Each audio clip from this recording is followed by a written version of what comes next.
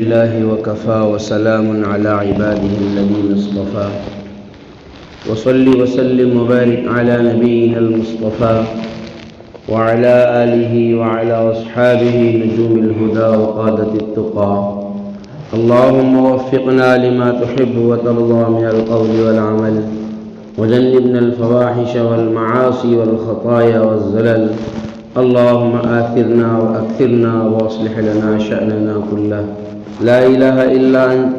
أما بعد، أعوذ بالله من الشيطان الرجيم. بسم الله الرحمن الرحيم. يريدون أن يطفئوا نور الله بأفواههم ويأبى الله إلا أن يتم نوره ولو كره الكافرون. هو الذي أرسل رسوله بالهدى ودين الحق ليظهره على الدين كله ولو كره المشركون. وقال النبي صلى الله عليه وسلم: لتأمرن بالمعروف ولتنهون عن المنكر أو ليوشكن الله أن يبعث عليكم عقابا ثم تدعونه فلا يستجاب لكم، أو كما قال النبي صلی اللہ علیہ وسلم. میرے معزز دینی ایمانی بھائیوں، بزرگوں، عزیز دوستوں، اللہ تبارک و تعالی نے حضرت جناب محمد الرسول اللہ صلی اللہ علیہ وسلم کو کائنات میں سب سے افضل، سب سے اعلیٰ اور سب سے اشرف، سب سے معزز، سب سے مکرم مخلوق بنا کر کے نبی آخر الزماں کی شکل میں مبعوث فرمایا، اور رسول اللہ صلی اللہ علیہ وسلم نے دنیا میں قدم رکھتے ہی ضلالت، جہالت اور گمراہی کے تمام دروازوں کو بند کرنے کا ایسا مقدمہ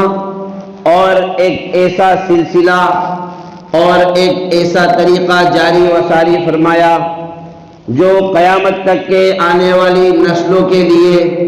اور قیامت تک کے آنے والی انسانیت کے لیے ہدایت کا نور، ہدایت کا چراغ اور ہدایت کا راستہ ثابت ہوا. اللہ تبارک و تعالی نے حضرت محمد مصطفیٰ صلی اللہ علیہ وسلم کو ارشاد فرمایا: یا ایھا الرسول بلغ ما انزل الیک من ربک وان لم تفعل فما بلغت رسالتہ. رسول اللہ صلی اللہ علیہ وسلم کو آپ کے مشن کی طرف، آپ کی تحریک کی طرف، آپ کے مقصد کی طرف کہ آپ کو کیوں بھیجا گیا، فرمایا: اے نبی، اے رسول، ہم نے جو کچھ آپ پر نازل فرمایا ہے، آپ کا کام ہے وہ سارا کے سارا آپ امت تک پہنچائیں گے، وہ سارے کے سارے احکامات آپ امت تک پہنچائیں گے. جو دین ہم نے آپ کو دیا ہے آپ امت تک پہنچائیں گے.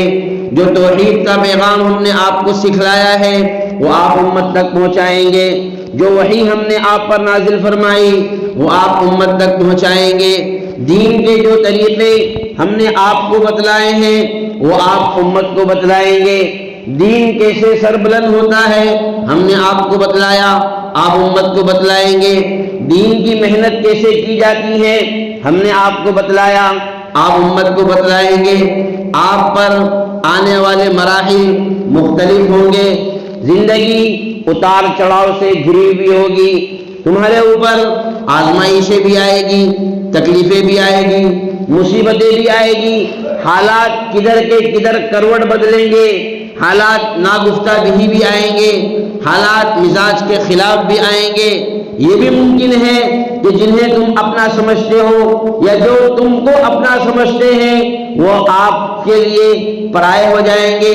یہ بھی ممکن ہے کہ جنہیں آپ قریبی سمجھتے ہو یا جو آپ کو قریبی سمجھتے ہیں وہ آپ سے دور ہو جائیں گے.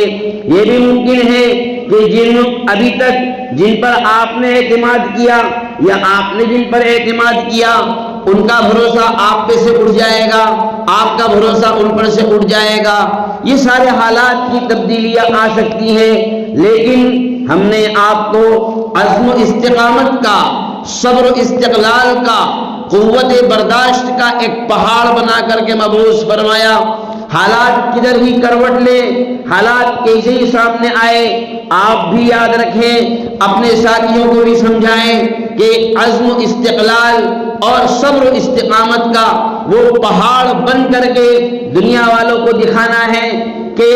جب یہ کیفیت دل کی بنتی ہے تو اللہ تبارک و تعالی ماحول کے حالات کو اور ماحول کے رخ کو ایسا بدلتا ہے کہ عقل انسانی اس کا نہ تصور کر سکتی ہے، اور دیکھنے کے باوجود بھی عقل انسانی کے لیے اس کو یقین کرنا ایک مشکل کام ہو جاتا ہے۔ آخر کیا وجہ ہے؟ جناب رسول اللہ صلی اللہ علیہ وسلم کے سامنے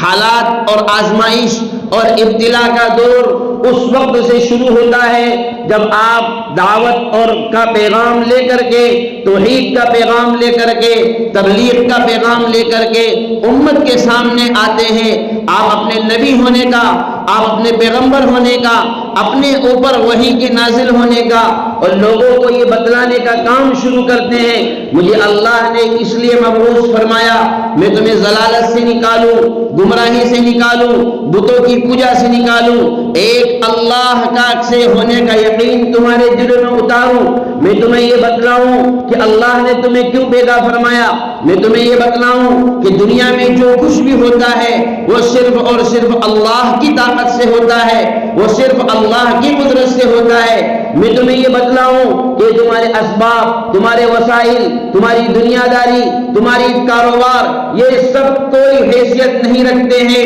اگر اللہ تبارک و تعالیٰ نہ چاہے۔ اگر اللہ نے کسی کے متعلق فیصلہ کر لیا کہ پوری دنیا مل کر بھی اس کو نقصان نہیں پہنچا سکتی تو اس کو کبھی نقصان نہیں ہو سکتا، اور اگر اللہ تبارک و تعالیٰ نے کسی کو نقصان پہنچانے کا فیصلہ کر لیا، پوری دنیا چاہ کر بھی اس کو نقصان سے نہیں بچا سکتی۔ یہ پیغامات لے کر کے جب جناب رسول اللہ صلی اللہ علیہ وسلم امت کے سامنے تشریف لائے، امت کو جب آپ نے یہ بتلایا، ابھی تک سارے حالات ٹھیک تھے، رشتہ داریاں بھی نبھ رہی تھی، اچھے تعلقات بھی نبھ رہے تھے، کاروبار بھی نبھ رہے تھے، ابھی تک آپ بہت اچھے آدمی نظر آ رہے تھے، ابھی تک ایسا لگتا تھا کہ روئے زمین پر، مکہ کی سرزمین پر اس سے اچھا ہماری نظر میں کوئی آدمی ہی نہیں ہے۔ مکہ میں آج تک کسی ماں نے ایسا لال نہیں جنا، مکہ میں آج تک کسی ماں نے ایسا بچہ نہیں پیدا کیا جیسا کہ آپ ہیں، لیکن جب حق گوئی زبان پر آئے گی، جب توحید کی بات زبان پر آئے گی تو یہ سارے جو آپ کے ارد گرد بیٹھے ہوئے ہیں، یہ ہو سکتا ہے یہ سب یا ان میں سے اکثر چھڑ جائیں گے، آپ سے دور بھاگیں گے، اس لیے کہ یہ کام ان کے مزاج کے خلاف ہوگا، یہ کام ان کے مزاج پر ضرب لگانے والا ہوگا، یہ کام ان کو اس کی وجہ سے ان کی چودراہٹ خطرے میں نظر آئے گی، ان کی بادشاہت خطرے میں نظر آئے گی، ان کی حکومت خطرے میں نظر آئے گی، جو لوگ ان کی پوجا پاٹ کرتے ہیں وہ ان کو خطرے میں نظر آئے گی، یہ جو اپنے حساب سے چلتے ہیں وہ چیز ان کو خطرے میں نظر آئے گی۔ چنانچہ یہی ہوا۔ آخر کیا وجہ ہے؟ جناب رسول اللہ صلی اللہ علیہ وسلم کی دو صاحبزادیاں حضرت رقیہ اور حضرت ام کلثوم رضی اللہ تعالی عنہما، ابو لہب کے دو بیٹے عتبہ اور عتیبہ کے نکاح میں تھی۔ یہ اس وقت کی بات ہے جب کہ نکاح میں اسلام اور کفر کا کوئی امتیاز نہیں تھا، یعنی مسلمان لڑکا ہو اور کافر لڑکی ہو اس وقت نکاح ہو جایا کرتا تھا۔ بعد میں اللہ تبارک و تعالی نے اس کو ہمیشہ کے لیے حرام قرار دے دیا کہ مسلمان غیر مسلم کا، اور لڑکا مسلمان ہو لڑکی مسلم ہو، لڑکی غیر مسلم ہو لڑکا مسلم ہو، نکاح نہیں ہو سکتا۔ یہ اس وقت کی ابتدا میں رسول اللہ صلی اللہ علیہ وسلم کی دو صاحبزادیوں کا نکاح ابو لہب کے دو بیٹے عتبہ اور عتیبہ سے ہوا۔ سب ٹھیک تھا، کوئی تکلیف والی بات نہیں تھی، لیکن جب دیکھا کہ محمد کا کام الگ ہے، اس کا نظام الگ ہے، تو ابو لہب نے اپنے دونوں بیٹوں سے کہا اگر تم نے محمد کی بیٹیوں کو اپنے نکاح میں رکھا تو مجھے آج کے بعد اپنا باپ کہنا بند کر دینا، تم میری اولاد نہیں ہو۔ ظاہر سی بات ہے جب کسی بھی انسان کو خاندان کا نسب، باپ کی عزت جب سامنے آ کر کھڑی ہو جاتی ہے تو پھر وہ یہ نہیں دیکھتا کہ میرے باپ کے مقابلے میں جو کھڑا ہے وہ کتنا بڑا ہے، کتنا چھوٹا ہے، وہ کس مقام کا ہے، آدمی یہ نہیں دیکھتا۔ یہی ہوا رسول اللہ صلی اللہ علیہ وسلم کی دونوں بیٹیوں کو یہ دور شروع ہو چکا ہے، آزمائش کا دور شروع ہو چکا ہے، اب حالات بدلنا شروع ہو چکے ہیں، لوگوں نے گالیاں دینا شروع کر دی ہے، مخالفتیں کرنا شروع کر دی ہے۔ آپ علیہ السلام کی دونوں بیٹیوں کا طلاق ہو گیا، اور پھر جناب رسول اللہ صلی اللہ علیہ وسلم نے اس وقت کے رئیس، ایک گھرانے کے مانے جانے والے، عزت گھرانے اور باحیا گھرانے کے مانے جانے والے ایک فرد حضرت عثمان ابن عفان رضی اللہ تعالی عنہ سے اپنی بیٹی حضرت رقیہ کا نکاح فرمایا، جو حضرت رقیہ بھی مسلمان، حضرت عثمان بھی مسلمان، لیکن حضرت عثمان کے گھر والے یعنی حضرت رقیہ کے سسرال والے اس چیز کو بالکل برداشت نہیں کر پاتے تھے، جس میں خاص طور پر حضرت عثمان کا ایک چچا تھا جس کا نام حکم تھا، وہ بڑی تکلیف دیا کرتا تھا حضرت عثمان کو ٹارچر کرنا، جبکہ حضرت عثمان رضی اللہ تعالی عنہ شروع سے رئیس گھرانے میں رہے ہیں، ہجرت سے پہلے بھی مکہ میں رہے تو بھی وہ مالدار گھرانے سے تعلق رکھتے تھے۔ اللہ تبارک و تعالیٰ نے جب مدینہ تشریف لے گئے، مدینہ میں بھی اللہ نے ان کے کاروبار کو اتنا بڑھایا کہ وہاں پر بھی رئیسوں اور جو ہے مالداروں میں ان کا شمار ہوا۔ لوگ بہت بڑی غلط فہمی کا شکار ہیں کہ صحابہ کرام کے پاس کچھ نہیں تھا اور بڑی غربت کی شکار تھے۔ یقیناً ایک زمانہ ایسا آیا، جو غربت کا زمانہ آیا ہے، ایسی بات نہیں ہے، صحابہ پر آزمائشیں آئی ہیں، امتحانات آئے ہیں، لیکن اللہ تبارک و تعالیٰ نے صحابہ کرام میں بڑے سے بڑے تاجر بھی پیدا فرمائے، بڑے سے بڑے کاروباری بھی پیدا فرمائے، بڑے سے بڑے ملٹی ایکسل کاروبار کرنے والے، امپورٹ ایکسپورٹ کا کام کرنے والے بھی حضرات صحابہ کرام میں موجود تھے، اور یہ اس لیے تھا کہ اللہ نے ان کی تعریف کرنا تھا، رجال لا تلہیہم تجارۃ ولا بیع عن ذکر اللہ واقام الصلاۃ وایتاء الزکاۃ یخافون یوما تتقلب فیہ القلوب والابصار۔ یہ بڑی بڑی دکانوں والے، یہ بڑے بڑے کاروبار والے، یہ جن کے بڑے بڑے گوڈاؤن ہیں، جن کا ایکسپورٹ اور امپورٹ کا کاروبار ہے، یہ وہ لوگ ہیں جو صبح میں دن میں اگر تمہیں اپنی دکانوں پر نظر آ رہے ہیں تو رات کے کسی پہر میں جا کر دیکھو گے یہ اللہ کے سامنے، اللہ کے حضور دعائیں مانگتے نظر آ رہے ہیں، اللہ کے سامنے روتے نظر آ رہے ہیں، اللہ کے سامنے گڑ گڑاتے نظر آ رہے ہیں، اس لیے کہ ان کے کاروبار ان کو دنیا سے غافل نہیں کرتے، اللہ کی یاد سے غافل نہیں کرتے ہیں، ان کے کاروبار ان کو نمازوں سے غافل نہیں کرتے ہیں، ان کے کاروبار ان کو روزوں سے غافل نہیں کرتے ہیں، ان کے کاروبار انہیں تہجد سے غافل نہیں کرتے ہیں، ان کے کاروبار انہیں اللہ کو نہیں بھلانے دیتے ہیں کہ اللہ کو بھلا دیا جائے، بلکہ وہ ہر وقت اللہ کی یاد میں ایسے مگن رہتے ہیں۔ جناب رسول اللہ صلی اللہ علیہ وسلم نے جب حضرت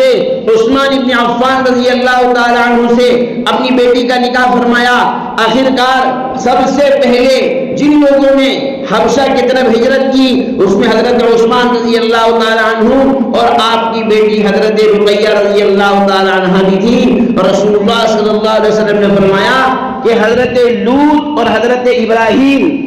حضرت ابراہیم علیہ السلام جب اپنا گھر چھوڑ کر نکلے تھے تو ان کے ساتھ میں ان کے بھتیجے حضرت لوط علیہ السلام بھی تھے۔ آپ نے فرمایا کہ ابراہیم اور لوط کی جوڑی کے بعد میں یہ پہلی جوڑی ہے، ان کے بعد کی یہ پہلی جوڑی ہے جو جوڑے کے ساتھ اللہ کے نام پر اپنا گھر چھوڑ رہی ہے، جو جوڑے کے ساتھ اپنے گھر بار اور کاروبار کو چھوڑ کر کے اللہ کے لیے ہجرت کر رہے ہیں۔ چنانچہ یہ حبشہ انہوں نے ہجرت کی، پھر مدینہ بھی تشریف لے آئے، جناب رسول اللہ صلی اللہ علیہ وسلم حضرت عثمان رضی اللہ تعالی عنہ اتنے نبی جب حضرت رقیہ رضی اللہ تعالی عنہ جنگ بدر کے موقع پر بڑی سخت بیمار ہو گئی تو آپ علیہ السلام نے حضرت عثمان سے کہا کہ تم جاؤ اور رقیہ کا خیال رکھو۔ آپ وہاں گئے، حضرت عثمان وہاں تھے۔ جنگ بدر میں حضرت عثمان براہ راست سے شریک نہیں تھے، لیکن رسول اللہ صلی اللہ علیہ وسلم نے ان کا شمار جنگ بدر میں شریک ہونے والے صحابہ میں کیا، اور جو مال غنیمت تقسیم ہوا اس میں حضرت عثمان رضی اللہ تعالیٰ عنہ کا بھی رسول اللہ صلی اللہ علیہ وسلم نے حصہ لگایا۔ حضرت رقیہ رضی اللہ تعالیٰ عنہ کا جب انتقال ہوا تو رسول اللہ صلی اللہ علیہ وسلم نے ارشاد فرمایا کہ حضرت عثمان سے کہا کہ مجھے جبریل نے آ کر کے بتلایا ہے کہ تمہاری بیٹی ام کلثوم کا نکاح تم عثمان سے کر دو۔ چنانچہ رسول اللہ صلی اللہ علیہ وسلم فرماتے ہیں اگر میری ایک دو نہیں اور بھی کئی بیٹیاں ہوتی اور وہ یک کے بعد دیگرے اگر انتقال کر جاتی تو میں اپنی تمام بیٹیوں کا نکاح عثمان سے کر دیتا۔ یہ ایک معزز گھرانے کے اور ایک شریف گھرانے کے، باحیا گھرانے کے، باحیا خاندان کے، ان کے خاندان کی حیا بہت مشہور تھی، خود ان کی حیا بہت مشہور تھی۔ اللہ تبارک و تعالیٰ نے پھر ان کے اوپر مدینہ میں جب ہجرت کر کے آئے تو ایسے دروازے کھولے رزق کی وسعت کے کہ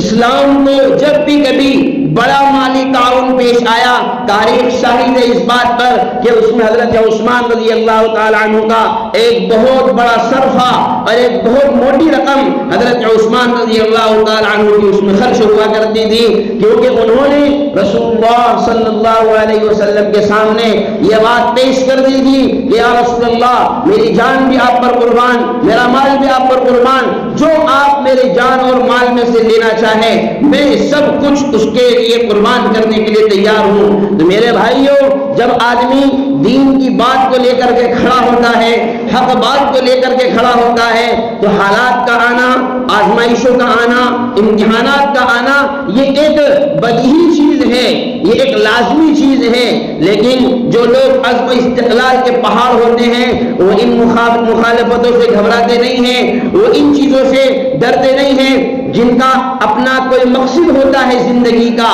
جن کا کوئی نہ کوئی مقصد اور ٹارگٹ اور ہدف ہوتا ہے کہ اس کام کو انجام دینا ہے، تو انہیں اپنے مقصود اور اپنی منزل کی طرف نظر ہوتی ہے، سامنے آنے والی تمام رکاوٹوں کو وہ پس پشت ڈال دیتے ہیں۔ رہا مسئلہ دنیا کا، روزی روٹی کا، اللہ تبارک و تعالیٰ نے ارشاد فرمایا وما من دابۃ فی الارض الا علی اللہ رزقها، روئے زمین پر کوئی مخلوق ایسی نہیں ہے کہ جس کے رزق کا ذمہ اللہ تبارک و تعالیٰ نے نہ لے لیا ہو۔ یہ ہو سکتا ہے کسی کو کم ملے، کسی کو زیادہ ملے، کسی کو کاروبار کی شکل میں ملے، کسی کو ملازمت کی شکل میں ملے، کسی کو مزدوری کی شکل میں ملے، لیکن اللہ تبارک و تعالیٰ روزی روٹی کا انتظام سب کے لیے کرتا ہے۔ لیکن اصل زندگی، اسی لیے جناب رسول اللہ صلی اللہ علیہ وسلم نے ارشاد فرمایا لَتَأْمُرُونَ بِالْمَعْرُوفِ کہ لوگوں امر بالمعروف کرتے رہو، وَلَتَنْهَوْنَ عَنِ الْمُنْكَرِ برائیوں سے روکتے رہو، او لَيُوشِكَنَّ اللَّهُ ایسا نہ ہو کہ تم اپنے آپ کو اس سے دور رکھو اور اللہ تبارک و تعالی قریب ہے کہ تمہارے اوپر کوئی ایسی سزا مسلط کر دے، پھر تم ثم تدعونہ تم اللہ کو پکارو فلا يستجاب لكم اور تمہاری دعائیں قبول نہ ہو۔ لہذا اس معلوم یہ ہوا اس امت کی ذمہ داریوں میں ہے یہ بات کہ دین اسلام کی تحفظ اور دین اسلام کی حفاظت کے لیے اور جو تعلیمات حضرت جناب محمد رسول اللہ صلی اللہ علیہ وسلم لے کر آئے ہیں ان تمام تعلیمات کو ہر خاص اور عام تک پہنچانا، گھر گھر تک پہنچانا، اس کے لیے اپنا مال لگے، اپنی جان لگے، اپنا وقت لگے، جو بھی چیز لگنے والی ہو وہ جب اس کو دینے کی فکر کی جائے گی، جب اس کو لگانے کی کوشش کی جائے گی، اللہ تبارک و تعالی وہ نتائج دکھائے گا کہ جس کا انسان تصور بھی نہیں کر سکتا۔ رہا مسئلہ دنیا کا، جو رہا مسئلہ کاروبار کا، تو اللہ تبارک و تعالی نے ارشاد فرمایا کہ ہر بندے کو اتنا ہی ملے گا جتنا کہ اللہ تبارک و تعالی نے مقدر کر دیا ہے۔ اسباب اختیار کرنے کا حکم ہے. آدمی حیثیت کے مطابق اسباب بالکل اختیار کرے, گنجائش کے مطابق کاروبار بالکل کرنے کی کوشش کرے. جن کی بڑی گنجائش ہے وہ بڑے کاروبار کرے, کوئی حرج نہیں ہے. جن کی چھوٹی گنجائش ہے وہ چھوٹے کاروبار کرے, کوئی حرج نہیں ہے. جو کاروبار نہیں کر سکتے مزدوری کرے, کوئی حرج نہیں ہے. ملازمت کرے, کوئی حرج نہیں ہے. اپنا کسی کی پارٹنری میں بزنس کرے, کوئی حرج نہیں ہے. لیکن لیکن لیکن زندگی کے جو اصل مقاصد ہیں, ان مقاصد کو جب بندہ مومن سامنے رکھتا ہے تو کوئی بھی چیز وہ مخالفت کا کتنا بڑا ہی دروازہ کیوں نہ ہو, وہ اس کے قدموں کو نہیں ہٹا سکتی, وہ اس کو اپنے مقصد سے نہیں ہٹا سکتی. چنانچہ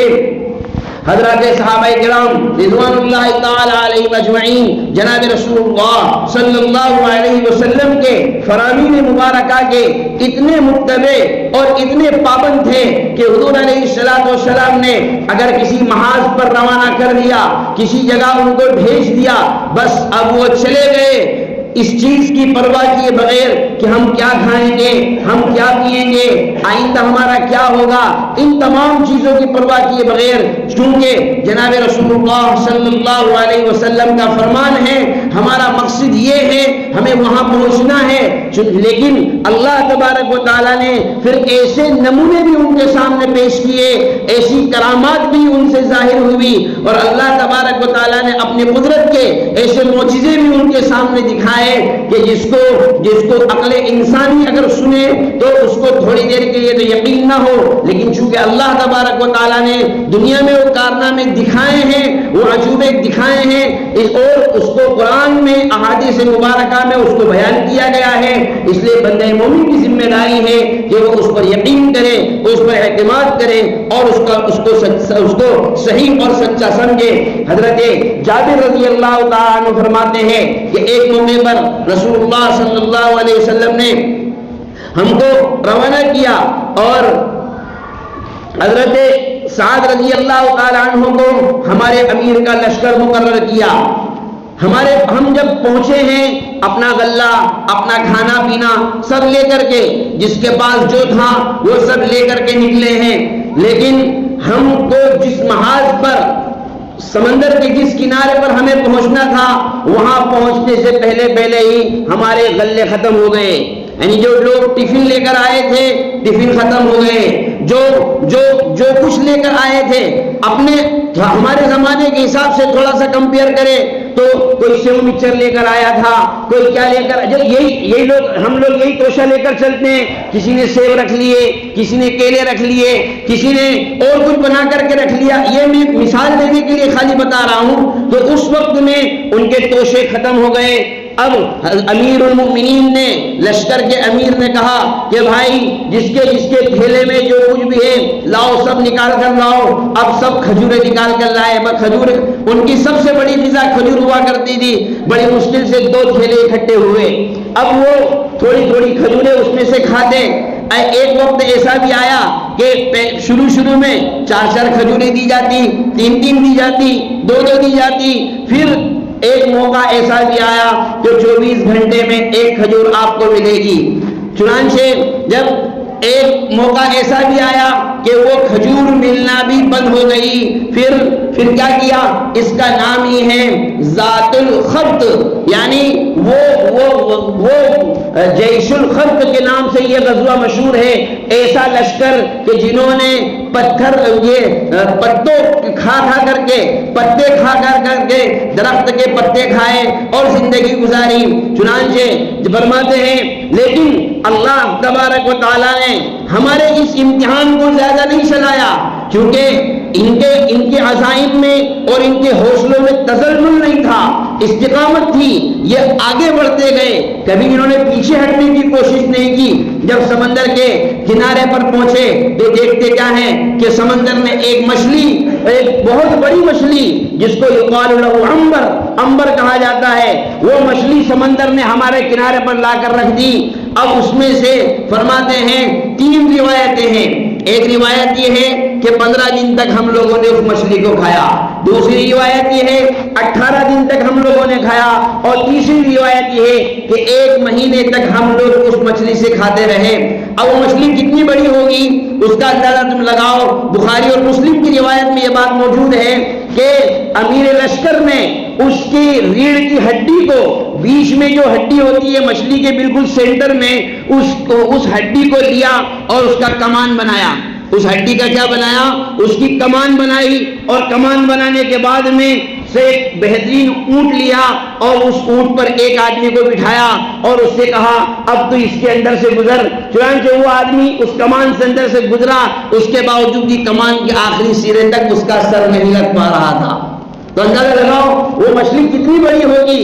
جناب رسول اللہ صلی اللہ علیہ وسلم کی خدمت اقدس میں جب واپسی ہوئی، اپنا واقعہ بیان کیا، یا رسول اللہ ہمارے ساتھ ایسا ایسا واقعہ پیش آیا۔ حضور صلی اللہ علیہ وسلم نے فرمایا وہ اللہ کی طرف سے تمہارے لیے انعام تھا، تمہارے لیے ہدیہ تھا، تمہارے لیے رزق تھا جو اللہ نے تمہارے لیے پہنچایا تھا، تم اس میں سے کھاؤ۔ اور فرمایا اگر کچھ بچا ہو تو مجھے بھی بتلاؤ۔ آپ علیہ السلام کے سامنے بھی چنانچہ اس مچھلی کا کچھ حصہ پیش کیا گیا، آپ علیہ السلام نے بھی اس میں سے تناول فرمایا۔ اس سے ایک بات یہ معلوم ہوئی کہ اگر ساتھی ایسے ہوں جن کے متعلق یہ علم ہے کہ ہم ان سے کوئی چیز سوال کریں گے، کوئی چیز مانگیں گے، کوئی چیز کھلانے کے لیے کہیں گے تو یہ خوش ہوں گے، تو ایسے موقع پر مانگنے میں کوئی حرج کی بات نہیں ہے، بلکہ عین مطابق سنت ہے کہ سامنے والے کی دل جوئی ہو جائے گی، یا یقین ہو کہ سامنے والا اس سے خوش ہو جائے گا۔ آپ کسی کے یہاں گئے، آپ کو یقین ہے کہ اگر میں اس سے کھانے کے لیے کہوں گا تو یہ خوش ہو جائے گا، آپ کو یقین ہے چائے کے لیے کہوں گا تو خوش ہو جائے گا، آپ کو یقین ہے ناشتہ بنانے کے لیے کہوں گا خوش ہو جائے گا، آپ کہیں سفر سے گزر رہے ہیں، راستے میں آپ کے کسی دوست کا مکان ہے، آپ کے کسی دوست کی دکان ہے، آپ کو یقین ہے کہ اگر اس کو فون لگائیں گے تو وہ خوش ہو جائے گا، اور یہ بھی یقین ہے اگر نہیں لگائیں گے بعد میں اسے پتہ چلے گا تو ناراض ہو جائے گا۔ تو ایسے موقع پر آگے رہ کر کے اپنی طرف سے فقہاء نے لکھا، محدثین نے لکھا کہ خود اپنی دعوت اپنی زبان سے کر لینے میں کوئی حرج کی بات نہیں ہے، یعنی ایسے موقع پر منہ سے دعوت مانگنا جس کو بولتے ہیں کوئی حرج نہیں ہے، لیکن شرط کیا ہے وہ آدمی ایسا بھی ہو جس پر ہمیں یقین ہے کہ وہ ہماری دعوت لینے سے خوش ہو جائے گا، اور اگر معاملہ ایسا نہیں ہے تو پھر جیسا چل رہا ہے ویسے ہی چلنے دیا جائے کہ اصرار کے بعد ہی دعوت لی جائے، اس کے کہنے کے بعد ہی دعوت لی جائے، پھر اپنی طرف سے پیشکش نہ کرے۔ چنانچہ اللہ تبارک و تعالیٰ نے فتوحات کے دروازے بھی کھولے، اور ایسے ایسے حضرات صحابہ کرام رضوان اللہ تعالیٰ علیہ مجمعین کے ذریعے سے اللہ نے ایسی کرامات کا ظہور کیا، اور ایسے ناقابل یقین واقعات ان کی زندگی میں پیش آئے کہ جو اگر تاریخ اور سیرت کی کتاب کا، سیرت کا مطالعہ کرنے والے جب اسے پڑھیں گے تو ان کے سامنے ان کی آزمائشی بھی آئے گی، اور ان آزمائشوں کے بعد میں اللہ کی طرف سے ملنے والے انعامات اور اللہ کی طرف سے فتوحات کے کھلنے والے دروازے وہ بھی ان کے سامنے آئیں گے۔ لہذا معلوم یہ ہوا کہ اصل زندگی وہ دین کی بقا کی زندگی ہے۔ اصل زندگی یہ ہے کہ انسان اپنی دنیا کے جتنے بھی مصارف ہیں کوئی حرج نہیں ہے آدمی اپنے مصارف میں لگا رہے، کوئی حرج نہیں ہے اپنے دنیاوی کام میں، کاج میں، کاروبار میں لگا رہے، کوئی حرج کی بات نہیں ہے، شریعت نے اس سے منع نہیں کیا ہے۔ مسئلہ کھڑا ہوتا ہے یہاں آ کر کے کہ ان کی وجہ سے ہم اپنے اللہ کو بھولنے والے بن جائیں، ان کی وجہ سے اللہ کی یاد سے غافل ہو جائیں، ان کی وجہ سے ہم نمازوں کے تارک بن جائیں، نمازوں کو چھوڑنے والے بنیں، اپنے کاروبار کی وجہ سے، دنیاوی مشاغل کی وجہ سے ہم ایسے بن جائیں کہ ہمارا اور اللہ کا تعلق ختم ہو جائے۔ جناب محمد رسول اللہ صلی اللہ علیہ وسلم کی سنتیں ہماری زندگیوں سے ختم ہو جائے۔ جب اگر یہ چیز ہمارے اندر ہے تو اس کی ہمیں اصلاح کی سخت سے سخت ضرورت ہے، اس لیے کہ دشمنان اسلام اور اسلام مخالف طاقتیں اور اسلام کو بدنام کرنے والی تمام طاقتیں اپنا اجماع کر چکی ہیں، اپنا اتحاد کر چکی ہیں، اپنی یونٹی بنا چکی ہیں، اپنی یونین کو انہوں نے اس کام کے لیے تیار کر رکھا ہے کہ امت مسلمہ کے نوجوانوں کو کسی بھی ترکیب سے قرآن سے دور کیا جائے، علماء سے دور کیا جائے، مدارس سے دور کیا جائے، دعوت و تبلیغ سے دور کیا جائے، مسجدوں سے ان کو دور کیا جائے، اس لیے کہ یہ نوجوان نسل جتنی اللہ سے دور ہوگی اتنے ایمانی جذبات ان کے اندر کمزور پڑتے جائیں گے۔ مجھے بتائیے حضرت مولانا الیاس صاحب رحمۃ اللہ علیہ جب دعوت و تبلیغ کے محاذ کو لے کر اور جب اس مشن کو لے کر کے کھڑے ہوئے تھے، اس وقت میں حضرت مولانا الیاس صاحب رحمۃ اللہ علیہ کے حالات میں لکھا ہے کہ ایک عجیب دھن سوار تھی، عجیب فکر ان کو سوار تھی۔ آپ لوگ اچھی طریقے سے جانتے ہیں کہ آدمی جب کسی کام کی فکر کو لیتا ہے اور وہ چیز اس کے اوپر ایک ٹینشن بن کر سوار ہو جاتی ہے تو رات میں ذرا سا بھی اس کا خیال آیا اور ذرا سا بھی اس کا تصور آیا تو آج رات کی پوری نیند اس کی ختم، کیونکہ آدمی ٹینشن میں ہوتا ہے۔ اگر ایک مرتبہ اس کی نیند کھل گئی تو اب بہت مشکل ہے کہ رات بھر اس کو نیند آ جائے،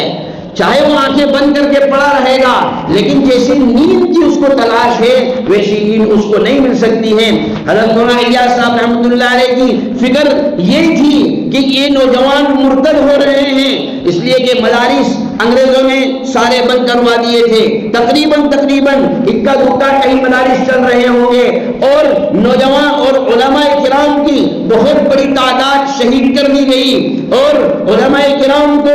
نے انگریزوں کے خلاف جو آواز اور جو جہاد کا علم انہوں نے بلند کیا تھا، وہ تحریکیں بھی اس وقت تک ایسی کامیاب ہوتی ہوئی نظر نہیں آ رہی تھی، اس لیے کہ اپنے ہی گھسپیٹیے اتنے زیادہ تھے جس کو مخبر کہا جاتا ہے کہ وہ ادھر کی ادھر لگانے میں اس وقت میں بھی بڑے ماہر رہے ہوں گے، جس کی بنیاد پر تو کئی تحریکوں کو ناکامی کا سامنا کرنا پڑا۔ لیکن حضرت مولانا الیاس صاحب رحمۃ اللہ علیہ کے ذہن میں اللہ نے یہ بات ڈالی کہ اللہ کے نبی صلی اللہ علیہ وسلم نے حضرات صحابہ کرام کو جو کھڑا کیا تھا، ان کا مال کے ذریعے سے، ان کے جان کے ذریعے سے، ان کے وقت کے ذریعے سے، ان تین چیزوں کے ذریعے سے جناب رسول اللہ صلی اللہ علیہ وسلم نے صحابہ کرام کو کھڑا کیا، تو آپ نے بھی یہ محنت اور یہ مشن چلایا کہ جان، مال اور وقت، یہ تین چیزیں جب لگائیں گے امت کے دل میں اس کی اہمیت بیٹھے گی، امت کے دل میں اس کی عظمت بیٹھے گی۔ اور یاد رکھے کہا جاتا ہے اپنے اکابر کی زندگی جب بھی دیکھی جائے تو ان کی زندگی کے ابتدائی مراحل دیکھے جائے، انتہائی مراحل نہ دیکھے جائیں۔ ہم لوگ ہمارے بزرگوں کے آخری کے مراحل دیکھتے ہیں کہ آج وہ کاروں میں گھومتے نظر آ رہے ہیں، ہوائی جہاز اور پلینوں میں سفر کرتے نظر آ رہے ہیں، بڑی مہنگی گاڑیوں میں بیٹھتے نظر آ رہے ہیں، بڑے عمدہ کھانے ان کے دسترخوان پر نظر آ رہے ہیں، تو ہمیں ایسا لگتا ہے کہ یہ صرف گھومنے پھرنے کا اور کھانے پینے کا کام کر رہے ہیں۔ ہمارے سامنے ان کی زندگی کے وہ حالات نہیں ہوتے ہیں جو انہوں نے مشقت اور مجاہدے کی شکل میں گزاری ہے۔ حضرت مولانا الیاس صاحب رحمۃ اللہ علیہ کے حالات میں لکھا ہے اتنا مشقت اور اتنے مجاہدے کا انہیں سامنا کرنا پڑا کہ نظام الدین مرکز پر رمضان کے مہینے میں سحری کے موقع پر کھانے کے لیے کچھ نہیں ہے، مہمان بھی ہیں، دسترخوان لگایا گیا تو اس دسترخوان پر اتنا دودھ بھی نہیں ہے کہ سارے مہمان ایک ایک کپ دودھ پی لیں، ایک ایک کپ چائے پی لیں، وہ بھی نہیں ہے۔ کیا رکھے گئے؟ کہا گولر رکھے گئے۔ گولر ہوتے نا جس کو انسان بھی نہیں کھاتا ہے، وہ گولر دسترخوان پر سجائے گئے، اس سے سحری کی گئی۔ ایسا موقع بھی آیا شام کو افطاری میں کیا ہے، صرف وہی گولر ہے جو صبح رکھے گئے تھے، اس کے بچے ہوئے ہیں۔ یہاں تک کہ لکھا ہے حضرت مولانا الیاس صاحب رحمۃ اللہ علیہ کوئی غریب گھرانے کے نہیں تھے، کسی فقیر گھرانے سے نہیں تھے کہ چلو ہوں گے ایسے ہی اور دعوت و تبلیغ میں لگ گئے، بڑے رئیس گھرانے، ان کے باغات تھے اپنے۔ لوگوں نے کہا بھی حضرت آپ ادھر لگے ہوئے ہیں، وہاں تمہارے باغوں کو لوگ قبضہ کر لیں گے، لوگ یہ کر لیں گے، وہ کر لیں گے۔ فرمایا مجھے اس کی پرواہ نہیں ہے، مجھے فکر اس بات کی ہے کہ یہ امت ارتداد کے دہانے پر آ کر کھڑی ہو چکی ہے، امت سے کلمہ ختم ہوتا ہوا نظر آ رہا ہے۔ میں دیکھ رہا ہوں امت کو، اللہ اور اس کے رسول کو پہچاننے سے بھی امت دور ہوتی جا رہی ہے۔ مجھے سب سے زیادہ اس کی فکر ہے۔ ایک موقع تو یہاں تک کہ آیا، حضرت معاویہ صاحب رحمۃ اللہ علیہ کی اہلیہ وہی بڑے گھرانے کی تھی، بڑے رئیس گھرانے کی تھی۔ حضرت نے ایک موقع پر اپنی اہلیہ کو بلایا، جب دیکھا کہ کنڈیشن یہ بن چکی ہے تو آ کر کے کہنے لگے کہ دیکھو مجھے نہیں لگتا ہے اب تمہارا اور میرا ساتھ میں رہنا، تمہارا اور میرا نباہ ہو پائے گا، اس لیے کہ تم ایک رئیس باپ کی بیٹی ہو، بڑے گھرانے کی بیٹی ہو اور بڑے خاندان کی بیٹی ہو۔ میرے حالات کیا چل رہے ہیں ابھی تمہارے سامنے ہے، میری کنڈیشن کیا ہے۔ میں چاہتا ہوں کہ تم کسی اچھے گھرانے میں کا لڑکا دیکھ کر، کسی اچھے گھرانے کے آدمی کو دیکھ کر تمہارا نکاح ہو جائے گا تو کم از کم تمہاری زندگی تو سکون کی گزر جائے گی۔ چنانچہ وہ بھی نیک خاتون، جو سلام ہو اس نیک خاتون پر، اس کے ماں باپ پر، اس کے ماں باپ کی تربیت پر، اس کے ماں باپ کی پرورش پر۔ چنانچہ گھر کے اندر کے حصے میں گئی اور کوئی ایک تھیلی اٹھا کر لے کر کے آئی، اس تھیلی میں کچھ زیورات تھے اور کچھ اس وقت کے روپیے پیسے کا جو بھی چلن تھا وہ کچھ روپے پیسے رکھے ہوئے تھے، اور کہنے لگے کہ یہ پیسے میں نے ایسے حالات کے لیے ہی بچا کر کے رکھے تھے، اور یہ میرے زیورات، اور یہ بھی لکھا ہے کہ اس سے پہلے ایک یا دو مرتبہ حضرت کی اہلیہ نے اس سے پہلے بھی ایک یا دو مرتبہ اپنے زیورات قربان کر چکے تھے، یہ دوسرا یا تیسرا موقع تھا۔ فرمانے لگی کہ آپ اس کو لے لیجئے، اس کو بیچ دیجئے، میری جان مال سب کچھ آپ پر قربان، لیکن اللہ کے واسطے آپ مجھے اپنے سے دور مت کیجئے، اس لیے کہ جو تحریک آپ چلا رہے ہیں میں شانہ بشانہ آپ کے ساتھ میں اس تحریک پہ چلنے کے لیے تیار ہوں۔ جب ایسے مرد مجاہدین پیدا ہوتے ہیں تو میرے بھائیوں پھر دعوت و تبلیغ کا ایک بڑا میدان تیار ہوتا ہے، چاروں طرف دنیا میں پھر اس کا بول بالا ہوتا ہے۔ اللہ تبارک و تعالیٰ نے ہم جس حالات سے اس وقت ہم گزر رہے ہیں یہ ہمارے لیے بڑا اچھا اور بڑا عمدہ موقع ہے، اس لیے کہ آج کے حالات اس حالات سے الگ نہیں ہیں جو کہ حضرت معاویہ صاحب رحمۃ اللہ علیہ کے دور میں ارتداد کا جو طوفان آ رہا تھا، آج کے حالات اس سے کچھ کم نظر نہیں آ رہے ہیں، اس لیے کہ ارتداد کا طوفان چاروں طرف ہمیں نظر آ رہا ہے۔ ایسی صورتحال میں ہمیں اپنے ایمان کی بقا کے لیے، اپنے ایمان کے تحفظ کے لیے، اپنے ایمان کو بنانے کے لیے ہماری ذمہ داری ہے اپنے جان کو، اپنے مال کو، اپنے وقت کو، اپنا سب کچھ اللہ کے نام پہ اگر قربان کرنا پڑے، ذہنی طور پر ہم اپنے آپ کو اس کے لیے تیار رکھیں۔ ابھی اس وقت ہمارے سامنے بھوپال کا اجتماع ہے، اس میں زیادہ سے زیادہ شرکت کی ہم فکر کریں، کوشش کریں، ترتیبیں بنائیں اور جہاں اپنی اصلاح کی نیت سے جائیں۔ یاد رکھیں دعوت و تبلیغ کوئی ایک رسمی چیز نہیں ہے، یہ کوئی رواجی چیز نہیں ہے کہ یہ ایک رسم چل پڑی ہے یا ایک رواج چل پڑا ہے، بلکہ یہ وہ محنت ہے جس سے ہزاروں اور لاکھوں دلوں کو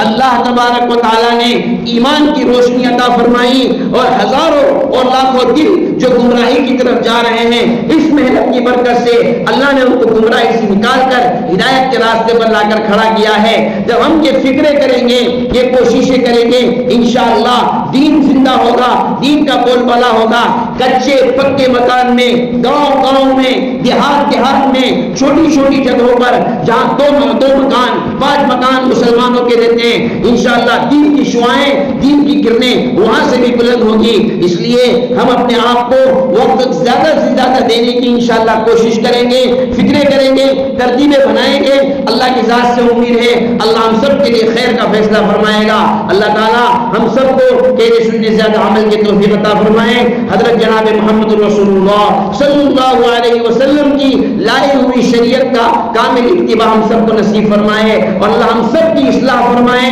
اللہ ہم ہر قسم کی خیر سے ہم سب کو مالا مال فرمائے، اور ہر قسم کی شر اور برائی سے اللہ ہم سب کی حفاظت فرمائے۔ وما توفیقی الا باللہ۔